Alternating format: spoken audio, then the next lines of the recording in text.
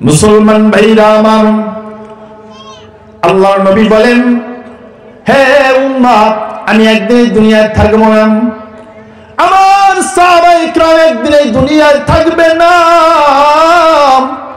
তোমরা থাকবা, তবে তোমাদের মুক্তি পাওয়ার দরকার আছে, জান্নাতে যাওয়ার দরকার আছে। সেটা কিভাবে যাইতে পারবা, কিভাবে মুক্তি প্রাপ্তদের অন্তর্ভুক্ত হইবা? এক নম্বরে কুন আলিমান, এক নম্বরে তুমি আলেম হও। এক নম্বরে কি?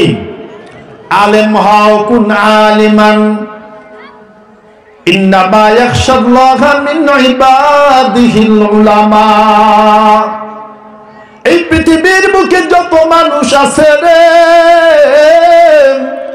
সব মানুষের মধ্যে আল্লাহকে বেশি ভয় করে উলামায়ে কেরাম। সবচাইতে বেশি আল্লাহকে ভয় করে কারা? উলামায়ে কেরাম। তারা জানে বুঝে আল্লাহর জালালিয়াত, আল্লাহর রাজত্ব, আল্লাহর কুদরত। এজন্য আল্লাহ বলতেছে সবচাইতে পৃথিবীর মধ্যে আমাকে বেশি ভয় করে উলামায়ে কেরাম। এক নম্বরে মুক্তিপ্রাপ্তদের অন্তর্ভুক্ত হইতে চাইলেন আলেম হতে হবে। প্রশ্ন করবেন, হুজুর আমি তো ডাক্তার হয়েছি, প্রফেসর হয়েছি, ইঞ্জিনিয়ার লাইনে পড়াশোনা করেছি, কবি হয়েছি, সাহিত্যিক হয়েছি, আমি তো আলেম হতে পারি না, তবে কি আমি জাহান্নামী হয়ে যাব, জান্নাত পাবো না? আল্লাহর নবী বলে, উম্মত থামো, টেনশনের কোনো কারণ নাই। কুন আলিমান আও মুতাআল্লিমান, যদি আলেম না হইতে পারো, অন্তত পক্ষে আলেমের তুমি ছাত্র হও। আলেমের কি হও? ছাত্র হও। এক নম্বরে আলেম হও, যদি তা না পারো তাহলে ছাত্র হও। এটা হলো এই উম্মতের মুক্তির দ্বিতীয় নাম্বার পথ। ডাক দিয়ে বলবেন, আব্দুর রহমান ভাই, হুজুর আমি তো আপনার ছাত্র হব, আমি উলামায়ে কেরামের ছাত্র হব, এই সময় আমার নাই। আমার ব্যবসা আছে, বাণিজ্য আছে, সংসার আছে, দুনিয়াবি কর্মব্যস্ততা আছে, আমি হুজুর এই দ্বিতীয় নাম্বারটাও পারবো না। আল্লাহর নবী বলেন, উম্মত আও মুস্তামিআন, তৃতীয় নাম্বারে চলে যাও। মুক্তি যদি পেতে চাও, তাহলে উলামায়ে কেরাম যা বলে শুনে শুনে তুমি তোমার জীবন গড়ো, তাহলেই তুমি জান্নাত পেয়ে যাবে।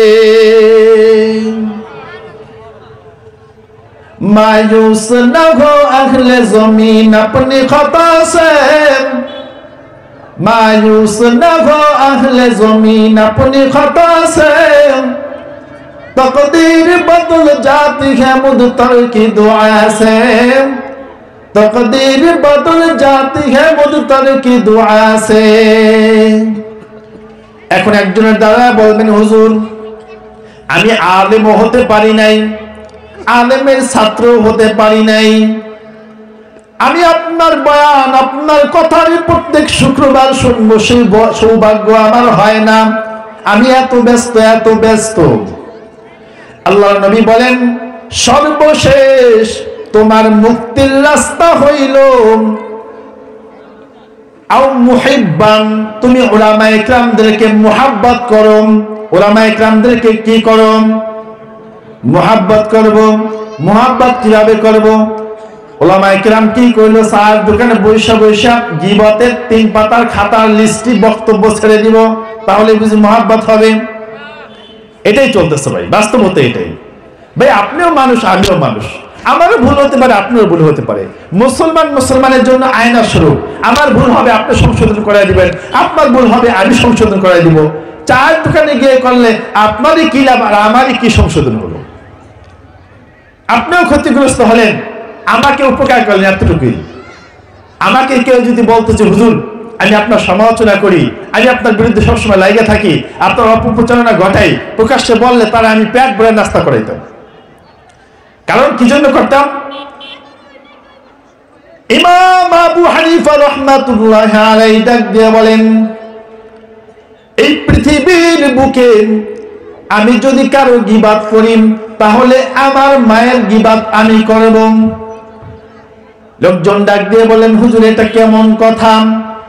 মানুষ শত্রুর গীবাত করে, আপনি আপনার মায়ের গীবাত করবেন? ইমামে আজম ডাক দিয়ে বলেন, শুনে রাখো, যদি কেউ কারো গীবাত করে, যার গীবাত করতেছে তার খারাপ আমলগুলো যে করতেছে তার আমলনামায় জমা হয়ে যাইতেছে, আর যে করতেছে তার ভালো আমলগুলো যার নামে গীবত করা হইতেছে তার আমলনামায় জমা হয়ে যাইতেছে। কত বড় মারাত্মক একটা বিষয় ভাই। কি নেক আমল করি, কতটুকু নামাজ পড়তেছি, হজ করতেছি, যাকাত দিতেছি, 5 ওয়াক্ত নামাজ ঠিক মতো পড়তেছি না, গুনার পাল্লা কেন এত ভারী করতেছি? আল্লাহর নবী ডাক দিয়ে বলেন, আও মুহিব্বান, তুমি উলামায়ে কিরামদেরকে মুহাব্বত করো। কেমন মুহাব্বত? আল্লাহর নবী বলেন, উম্মত, এমন একটা সময় আসবে আমি থাকবো না, আমার সাহাবায়ে কিরাম থাকবে না, আমার ওয়ারাসাত যারা দুনিয়ার বুকে টিকে রাখবে থাকবে উলামায়ে কিরাম। কেউ যদি আমার অনুপস্থিতিতে হক্কানি উলামায়ে কিরামের চেহারার দিকে তাকায়,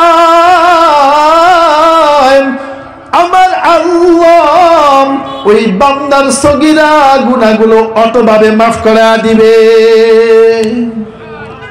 শুধু তাই নয়, হাদিস শরীফ খুঁজলে পাওয়া যায়, আল্লাহর নবী বলেন, উম্মত, আমাকে পাইবা না, আমার সাথে মুসাফা করতে পারবা না, আমার অনুপস্থিতি যদি হক্কানি উলামায়ে কিরামের সাথে মুসাফা করো, হাতটা হাতের সাথে লাগা দাও, মনে করবা আমি নবীর সাথে তুমি হাত লাগা দিছো।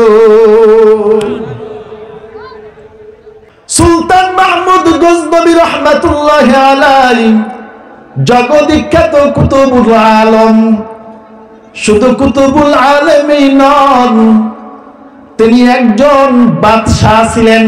বর্তমানে আফগানিস্তান আশেপাশে যে রাষ্ট্রগুলো আছেন সবগুলোর সমন্বয়ে তদানীন্তন সময়ের বাদশাহ ছিলেন সুলতান মাহমুদ গজনবী রাহমাতুল্লাহি আলাইহি। সুলতান মাহমুদ গজনবী রাহমাতুল্লাহি আলাইহি একদিন রাতের বেলা রাষ্ট্রীয় কাজ শেষ করে কাবুলের দিকে রওনা করলেন। হঠাৎ করে তার দৃষ্টি চলে গেল সরকারি একটা ল্যাম্পের দিকে, বাতির দিকে। তাকায় দেখতেছেন ওই বাতির কাছে বসে বসে ছোট্ট একটা ছেলে কি যেন পড়তেছেন। সুলতান মাহমুদ গজনবী রাহমাতুল্লাহি আলাইহির মধ্যে কৌতূহল সৃষ্টি হয়ে গেল। গভীর রজনী, কিং কর্তব্য বিমূঢ় কোনো আওয়াজ নাই, এই ছোট্ট বালক এখানে বসে বসে কি করতেছে একটু জানা দরকার। কে বলতেছেন? বাদশাহ সুলতান মাহমুদ গজনবী। সাধারণ আপনার আমার মতো লোক না যে চা খেয়ে হাইটে যেতেছে, একজন দেখলাম জিজ্ঞেস করলাম। একজন বাদশাহ থেকে আমরা পূজা স্বাভাবিকভাবে আমাদের সে একটা শিক্ষণীয় বাস্তবতার একটা ওয়াজ। সুলতান মাহমুদ গজনবী রাহমাতুল্লাহ আলাইহি ঘোড়ার পিঠ থেকে নেমে গেলেন। নেমে গিয়ে সন্তানটাকে বলতেছেন, বাবা তুমি এখানে বসে কি করো? ছোট্ট ছাত্র ডাক দিয়ে বলেন, চাচাজি আমি আপনাদের পাশের মাদ্রাসার একজন ছাত্র, তো এখানে বসে কি পড়তেছ? আমি কোরআনুল কারীম হিফজ করতেছি, কোরআনুল কারীম হিফজ করতেছি, মুখস্থ করতেছি। কেন তোমার মাদ্রাসায় কি বাতি নাই? তোমার মাদ্রাসায় কি আলোর ব্যবস্থা নাই? তিনি তো জানেন না কার সাথে কথা বলতেছেন, তিনি বাদশাহ। ছোট্ট সন্তানটা ডাক দিয়ে বলেন, চাচাজি এই ধরার পৃষ্ঠে আমার কেউ আপন নাই, আমি বড় এতিম, আমার কেউ নাই। আমি আমার ছাত্র ভাইয়ের ল্যাম্প দিয়ে বাতি দিয়ে পড়াশোনা করি। রাত যখন 10টা বেজে যায়, ছাত্র ভাই বাতি নিবে ফলায়, আমি তো পড়তে পারি না, আমি গরিব ঘরের সন্তান। এজন্য আমি সরকারি ল্যাম্প বাতির এখানে এসে সবক ইয়াদ করি, মুখস্থ করি। সুলতান মাহমুদ গজনবী রহমাতুল্লাহ আলাইহি গা শিউরে উঠল, সন্তানটাকে বুকের মধ্যে জড়ায় নিল, ডাক দিয়ে বলতেছিলেন, বাবা আল্লাহর কোরআন শিখবা, নবীর আদর্শ অনুযায়ী নিজের জীবন গড়বা। আমি সুলতান মাহমুদ গজনবী দুনিয়ার বুকে এখনো জীবিত, তুমি এত কষ্ট করবা আমি বরদাস্ত করতে পারবো না। উঠো রে বাবা উঠো, আমার ঘোড়ার মধ্যে তুমি ওঠো, তোমাকে আমি আজ আমার রাজ সিংহাসনের মধ্যে নিয়ে রাজকীয় ভাবে তোমাকে আমি সম্বোধনা দিব। মুসলমান ভাইরা আমার, সন্তানটাকে ঘোড়ার পিঠের মধ্যে উঠাইলেন, নিজের রাজকীয় চেয়ারটার মধ্যে সন্তানকে বসাইলেন, নিজে পাশে গিয়ে বসলেন। সন্তানটাকে ডাক দিয়ে বলতেছেন, বাবা বলো তোমার একদিনের তেল খরচ কত লাগে? তুমি শীতের মধ্যে কেঁপে কেঁপে পড়তেছিলে, তোমার গায়ের মধ্যে কোন শীতের কোনো জামা নাই, বলো তোমার শীতের জামা কাপড় কিনতে কত টাকা লাগবে? সব খরচ লিপিবদ্ধ করে একদিনের হিসাব বের করে এক মাসের হিসাব বের করলেন, এক মাসকে আবার 12 দিয়ে গুণ দিলেন, এক বছর ইন টোটাল খরচ সব কিছু সুলতান মাহমুদ গজনবী রহমাতুল্লাহ আলাইহি একসাথে থলির মধ্যে ভরে এবার সন্তানকে বলতেছেন, বাবা তুমি এক বছরের খরচ এখানে আছে, নিয়ে চলে যাও, আল্লাহর কালাম পড়ো, নিজের জীবন গড়ো, যদি কোনো সমস্যায় পড়ো আমার কাছে আসবে, আমাকে স্মরণ করবে। এই বলে সন্তানটাকে রাজমহলের ঘোড়া দিয়ে বিদায় দিয়ে দিচ্ছেন। এমন সময় সুলতান মাহমুদ গজনবী কি যেন বলতে চান, কিন্তু বলার সাহস পাইতেছেন না, কোন ভাবে বলবেন। একটা ছোট্ট সন্তান বলতেছেন, বাদশাহ আপনি যেন কি বলতে চান একটু বললে ভালো হইতো। বলতেছে, বাবা আজ তোমাকে আমি কে বলবো, তুমি একজন ছোট্ট সন্তান, 12 বছর যাবত একটা স্বপ্ন আমার অধরার রয়ে গেছে, 12 বছর যাবত একটা স্বপ্ন আমি পূরণ করতে চাই, পারতেছি না। বাবা তুমি মনে মনে দোয়া করবা যেন আমার স্বপ্নটা আল্লাহ বাস্তবায়ন করে দেয়। বলল, চাচা যান, ঠিক আছে আমি দোয়া করবো, আমি এখনই যাইতেছি। আপনার এই খরচ পেয়ে আমি অত্যন্ত আনন্দিত, আমি টেনশন মুক্ত ভাবে 1 বছর লেখাপড়া করব। চাচা আপনার জন্য আমি মন ভরে দোয়া করব। সন্তানটা চলে গেলেন, 2 রাকাত নামাজ পড়লেন মাদ্রাসার মধ্যে গিয়ে, 2 রাকাত নামাজ পড়ে মুনাজাত দিয়ে মালিকের দরবারে নেটওয়ার্ক লাগায় দিছেন, মালিক আমি বড় এতিম অসহায় ছোট্ট একটা বালক, বাদশার প্রয়োজন ছিল না আমার কাছে আসার, তার ঘোড়ার মধ্যে উঠানো, তার সিংহাসনের মধ্যে উঠানো। ও আল্লাহ, বাদশার মনের যেই 12 বছরের অধরা স্বপ্ন আছে, তুমি সেই স্বপ্নকে এখনই পূর্ণ করে দাও। আল্লাহু আকবার। দোয়া করতে দেরি আছেন। সুলতান মাহমুদ গজনবী রহমাতুল্লাহ আলাইহি রাতের বেলায় ঘুমের ঘরে চলে গেলেন। 12 বছরের কি স্বপ্ন ছিল? 12 বছরের স্বপ্ন ছিল, হে হাবিব আপনাকে না দেখে আপনার সাজে আমি সজ্জিত হয়েছি, আপনার রঙে আমি নিজেকে রাঙিয়েছি। ও হাবিব চাই স্বপ্নের যুগে আপনার সাথে আমি একটু মোলাকাত করব। আর দ্বিতীয় স্বপ্নটা হলো, এই পৃথিবীর বুকে যত ভালো মানুষ আছে, এই ভালো মানুষের মধ্যে থেকে একটা ভালো মানুষের সংস্রব আমি চাই, যদি পাই তাহলে রাজত্ব আমি ছেড়ে দিয়ে ভালো মানুষের সংস্রবে থেকে আমি আমার বাকি জিন্দগিটাকে গোলামি জিন্দগিতে কাটায় দিব। কে বলতেছে? ভালো মানুষ খুঁজতে, বাদশাহ ভালো মানুষ খুঁজতে পারতেছেন, এই রাজত্ব সব ছেড়ে দিব যদি একজন ভালো মানুষ পায়। 12 বছর যাবত দুরূদ শরীফ পড়তেছেন, নামাজ পড়তেছেন, ওযু সহকারে শুইতেছেন যেন নবীর সাথে দিদার হয়, কিন্তু হইতেছে না। এবার মাদ্রাসার ছোট্ট এতিম বাচ্চাটা দোয়া করার সঙ্গে সঙ্গেই সুলতান মাহমুদ গজনবী রহমাতুল্লাহি আলাইহি ঘুমের ঘরে চলে গেলেন।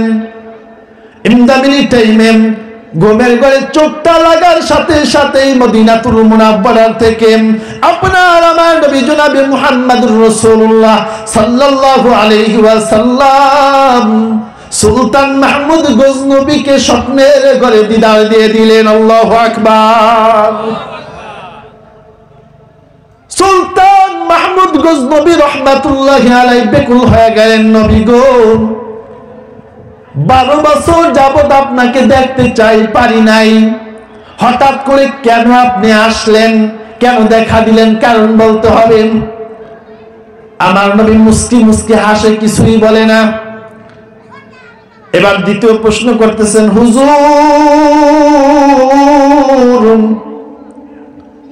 আমি চেয়েছিলাম একজন ভালো মানুষের সাথে আমি সাক্ষাৎ করব, তার সংস্রবে আমি আমার বাকি জীবনটা কাটায়া দিব। হুজুর ওই ভালো মানুষটার সাথে কি আমার আদৌ সাক্ষাৎ হবে কিনা? রাসূল ডাক দিয়ে বলতেছেন, এরে সুলতান মাহমুদ গজনবী, এত বড় গজনীর বাদশা হয়েও বুকার শহরে বাস করতেছো, তোমার মতো বুকার এই দুনিয়ায় নাই। ডাক দিয়ে বলতেছেন, ইয়া রাসূলুল্লাহ, ইয়া হাবিবাল্লাহ, কেমনে কি? বলতেছেন, গতকালকে যেই মাদ্রাসার এতিম বাচ্চাকে তুমি মাথায় হাত বুলাইছিলাম, তোমার ঘোড়ার পিঠে তুমি সওয়ার করে তোমার রাজ সিংহাসনের মধ্যে বসাইছিলাম, আমার আল্লাহ এত খুশি হয়েছেন, এত খুশি হয়েছেন, তোমার জীবনের গুনাহ খাতাগুলো তো মাফ করছেন এই সাথে সাথে আমি নবীকে তোমার সাথে ঘুমের ঘরে মোলাকাত করার জন্য অর্ডার দিয়া দিছে। এবার ডাক দিয়ে বলতেছেন, নবী গো তাহলে কি আমার দ্বিতীয় স্বপ্নটা পূরণ হবে না? কি তোমার দ্বিতীয় স্বপ্ন? আমি একটা ভালো মানুষের সংস্রব চাই, সাক্ষাৎ চাই। রাসূল ডাক দিয়ে বলে, সুলতান মাহমুদ গজনবী, খায়রুকুম মান তাআল্লামাল কুরআন ওয়া আল্লামা। এই পৃথিবীর মুখে ওই সকল মানুষের চাইতে ভালো মানুষ আর এই দুনিয়ায় নাই, যারা কোরআন শিখে এবং শিখায়। ওই স্বপ্ন তো তোমার আগেই পূর্ণ হয়ে গেছে। তুমি মাদ্রাসার ছাত্রের সাথে যখনই সাক্ষাৎ করছো, আর চাইতে ভালো মানুষ আর এই দুনিয়ায় নাই।